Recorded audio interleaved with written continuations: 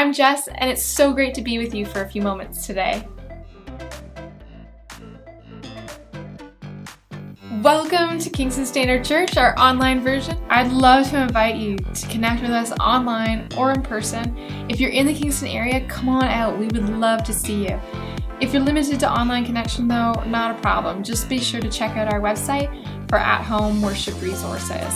But in the description box of this video, you're going to find the link to our website. As well, you can always follow us on YouTube and like us on Facebook, and be sure to subscribe to both so that you'll stay up to date on all the new content when it's posted.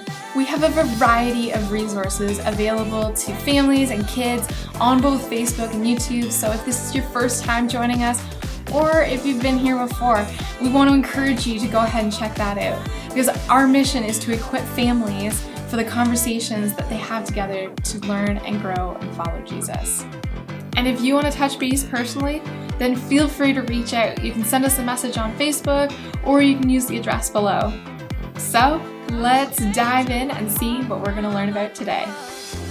Our kids have been very social creatures, and there have been a number of times when they've had numbers of their friends over at the house at different stages and at different ages. And when they were younger, there were different friends that would show up, and it was interesting for us to be able to interact with them. Some of these kids over the years that we've been able to enjoy have just fit right in with our family, and it's been fun to be able to associate with them, and some, well, maybe not so much. In this case, when they were young, there was one of their friends that was over, and it was lunchtime. And so as everybody was, getting lunch set in front of them that my wife had made and setting it all around, our kids started to eat, and the guest that was a part of the house that day said, I don't like that. And we'd done a little bit of homework with this young person to check and see if they had any allergies or if there were any preferences that we needed to know about, and these didn't fall in that category. So again, they declared, I just don't want that. I want something else. And so that approach had never really been acceptable in our household. We had always sought to model that you were grateful for the meal that you're given. As a matter of fact, there was even a sign in the kitchen as the kids were growing that said, today's menu, number 1 choice, take it. Number 2 choice, leave it.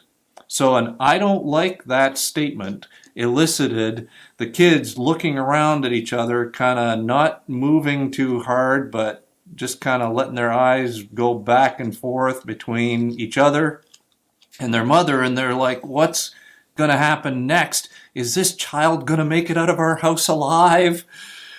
Well, we did have a brief discussion that this individual would not treat this lady as their servant.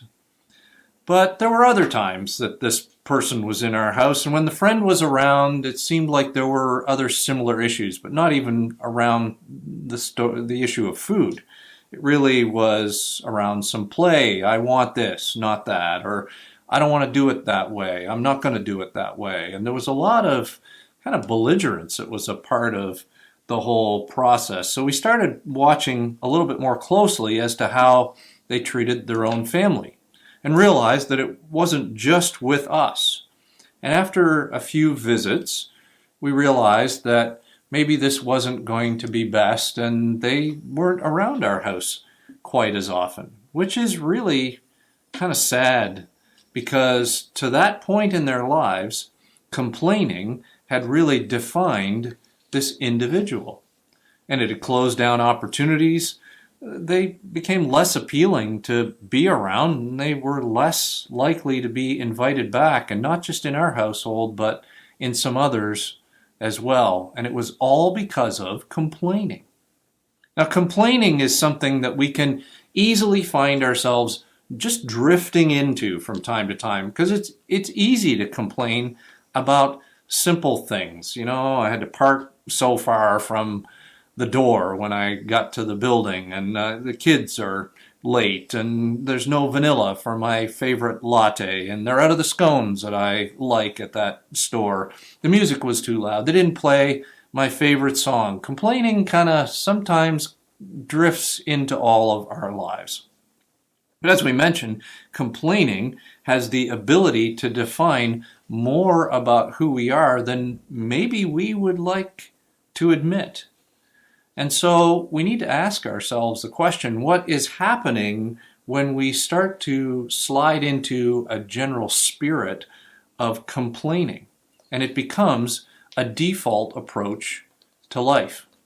Now, as we mentioned earlier, Jesus says that it's out of the overflow of our hearts that the mouth speaks. So is Jesus helping us to see that complaining really is a heart issue? Well, when you think about complaining, you need to look no further in the Bible than the most chronic complainers of all time. Our favorites, the Israelites. Now, after God had sent 10 plagues and freed them from slavery, he parted the Red Sea, drowned Pharaoh's army, took care of their daily food needs. They saw water pour from a rock. For the whole time they were in the desert, their clothes never wore out, and even so, the Israelites did the same thing that they had always done. They whined, and they griped, and they complained. In Exodus chapter 14, verses 11 and 12, they say to Moses, "Why did you bring us out here to die in the wilderness? Weren't there enough graves for us in Egypt?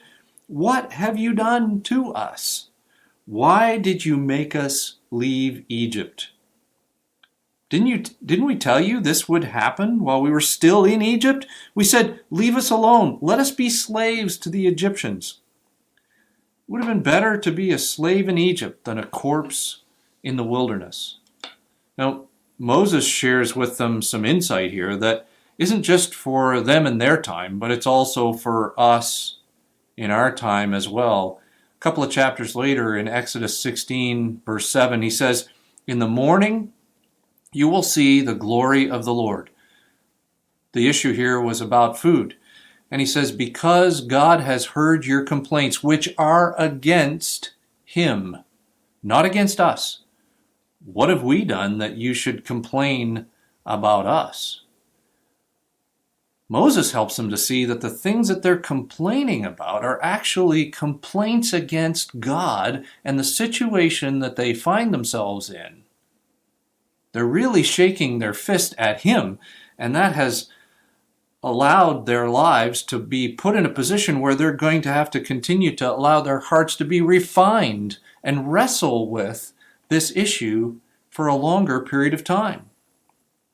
Now, at this point, some of us might feel a little bit of the case of the guilties already about some of our complaining.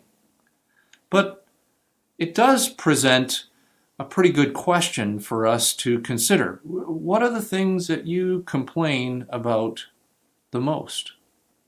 You've met people, and so have I, that have not been married, and they've complained about the fact that they're not married. And then they get married and they complain about their spouse. Or people who have no job and they complain about the fact that they don't have a job, and then they get a job and it's not the best job. It's not the one that they want. Their boss is unreasonable, or the meetings are nasty, or there's something that is a part of the process that can always be complained about, whether it's the house is too big, the house is too small, money is tight, I'm sick of people on Facebook, the weather is bad, the Wi-Fi is slow, there's nothing to binge watch. And most times the problem isn't weather or Wi-Fi or your streaming service's lack of good shows.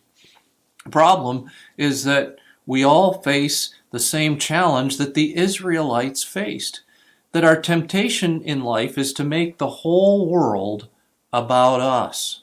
So in the process, we end up taking our eyes off of the goodness of God. Now, in total contrast, the text we're looking at today is written by the Apostle Paul. And if anyone had a right to complain, you would think it would have been him. I mean, Paul, who was a rock star servant of God, served in the early church. He dreamed of going to Rome as a preacher, but he ended up there as a prisoner instead. And while he's awaiting execution, he has this time in prison where he's chained to Roman soldiers every day.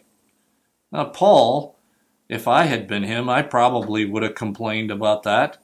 I mean, if it had been me, I probably would have had some of these thoughts. Maybe you would have too. Like, God, I just want you to know, this isn't fair. I've been everywhere telling about you, and here I am. I'm serving you, and I'm sitting on this floor. It's hard. My back is sore. The food is bad. And 2/3 of the people that I get chained to in the run of a week, they have not bathed well. Their BO is awful, and it just about makes me sick.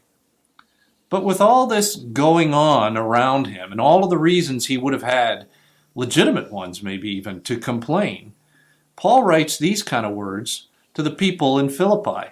And he writes it in the context of chapter 2, where it's talking about how Jesus had given up so much that he deserved in order to serve us, and as a result, the honor that he is due.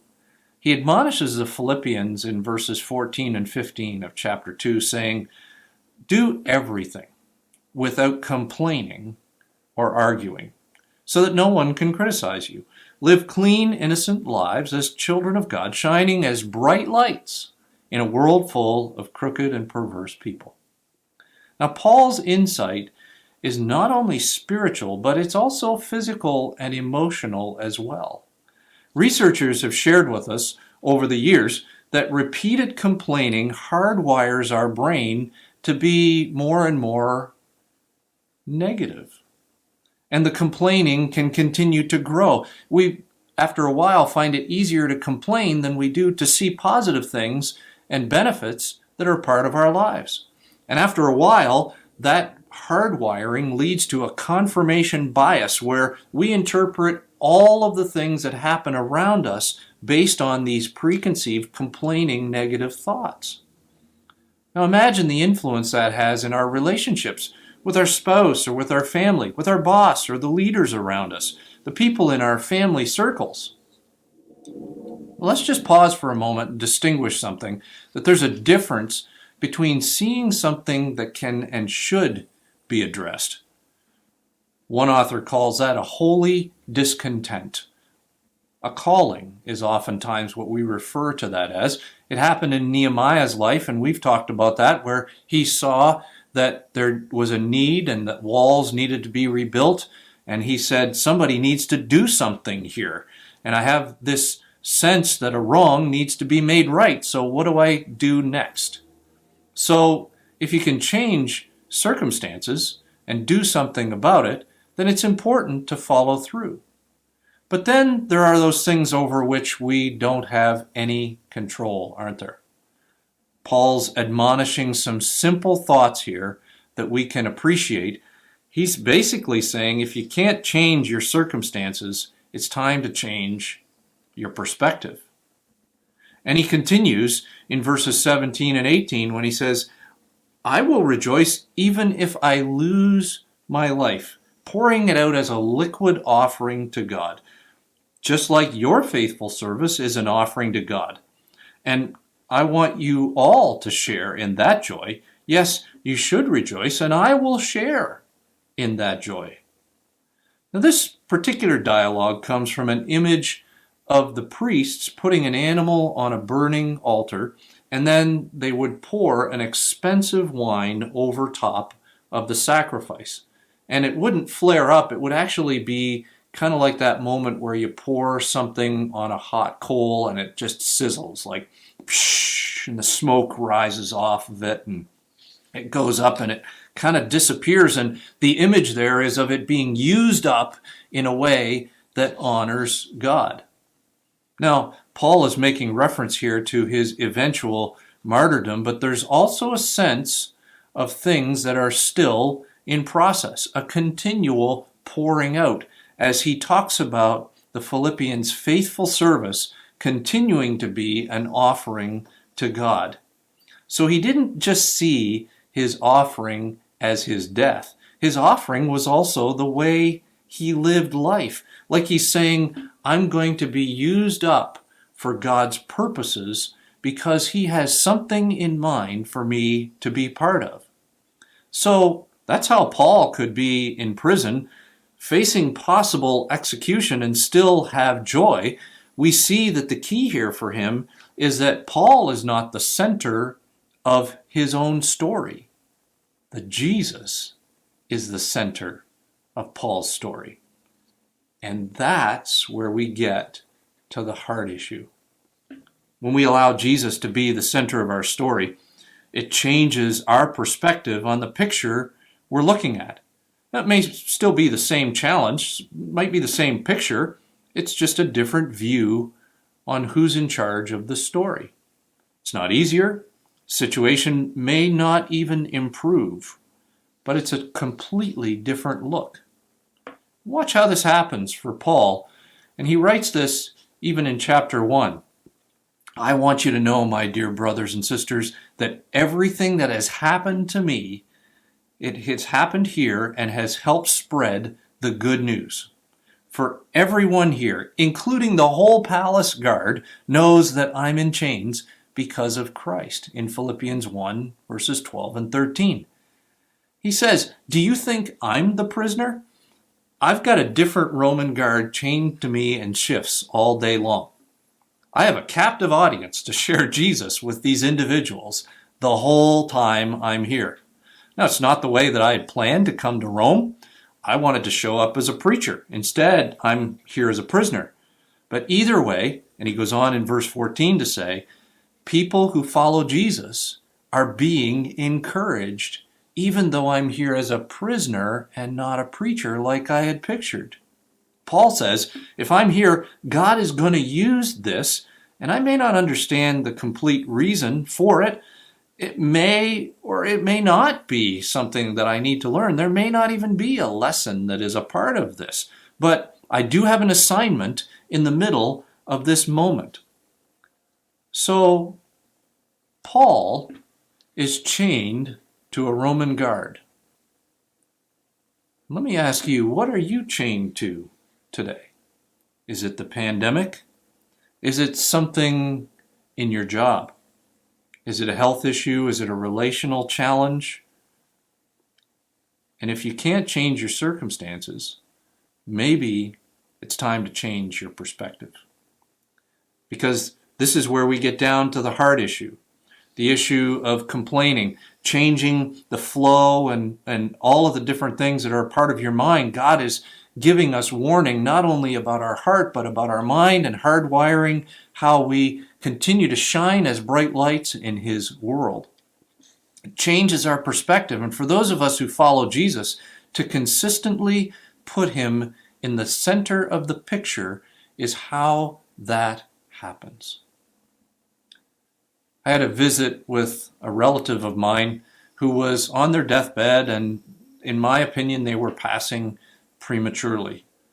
And while I was sitting with them and talking a little bit about some of the things that were to come, they said, you know, I'm not sad.